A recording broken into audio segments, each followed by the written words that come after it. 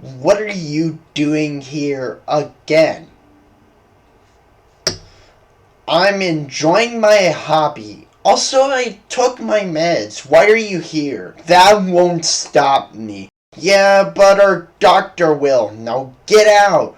What are you gonna do? This. Wait! This skit has been made possible due to me and editing wizardry. Woo! But in all seriousness, this is an example, albeit poor, of a disorder that has been popularized through media. This disorder is named dissociative identity disorder, or DID, as I may be referring to it in the rest of this video.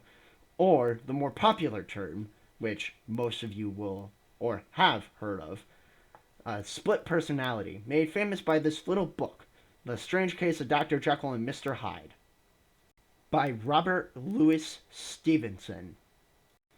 DID has also been popularized due to Marvel's, or Disney's rather, newest hit, Moon Knight, which is an episodic adventure featuring a main character that is suffering from dissociative identity disorder, which raises a few questions, such as what is dissociative identity disorder?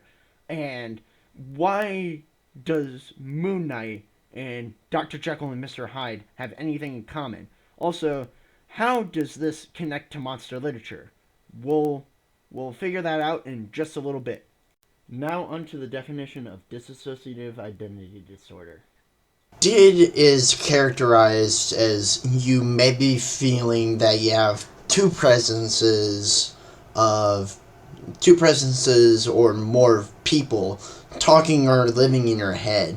Each identity may have a unique name, personal history, and characteristics. Even differences in voice, gender, and mannerisms, or maybe even physical qualities. So does Dr. Jekyll and Mr. Hyde and also Moon Knight fall under this category of dissociative identity disorder?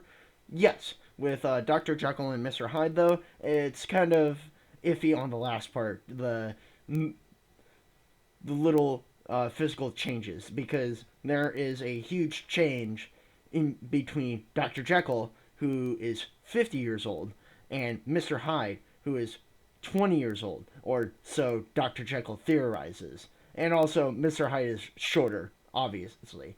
But with Moon Knight, also known as Mark and Steven, they do not have any physical differences whatsoever. They inhabit the same body, but they have completely different personalities.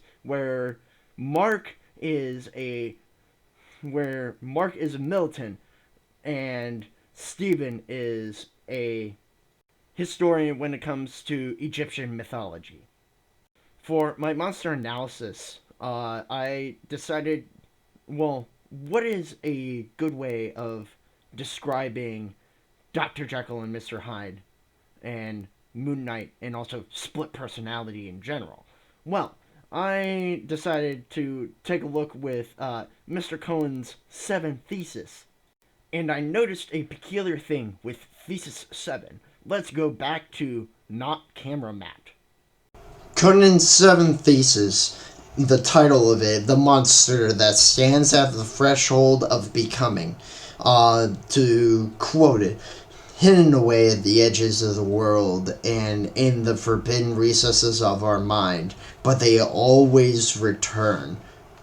This can be explained outside of literature through something called the Lucifer effect, which means that even though people can be good, they are still capable of committing evil when they're protected, either through anonymity or legality. That term was coined by Philip Zimbardo, American psychologist who partook and was head of the Stanford prison experiment. How this relates to Jekyll and Hyde specifically is because, well, Moon Knight doesn't really apply to this due to the fact that Moon Knight is an anti hero. So there isn't really, like, evil that he's supposed to commit. Even though that he's the bad guy in somebody's perspective. But Hyde is 100% a bad guy. It's because Dr. Jekyll uses Hyde as a way to alleviate himself of his base urges, and when he goes too far due to being cold turkey for a while, he immediately goes out and murders somebody, showing that even though Jekyll, I can't keep them straight. They, even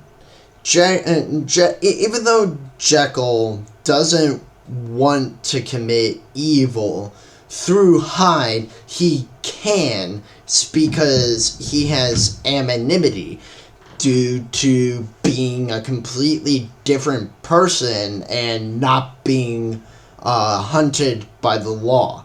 But after the murder, obviously, he is.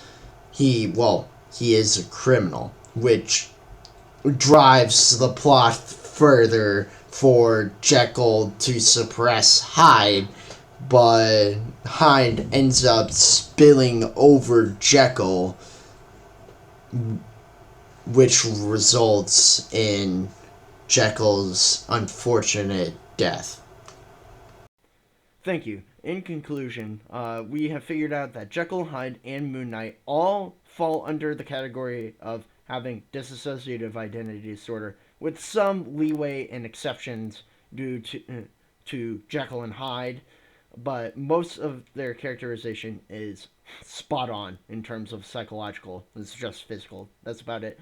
Uh, and we went into a deep dive analysis of how even though some people can be good, they are most definitely able to commit evil. This is through example of Jekyll being a good, well-respected pillar of the community, and Hyde, well, eventually becoming a criminal and murdering somebody, and whatever Jekyll's base urges are. Well, thank you for tuning in and listening to this. I hope you all like this. So, see you around.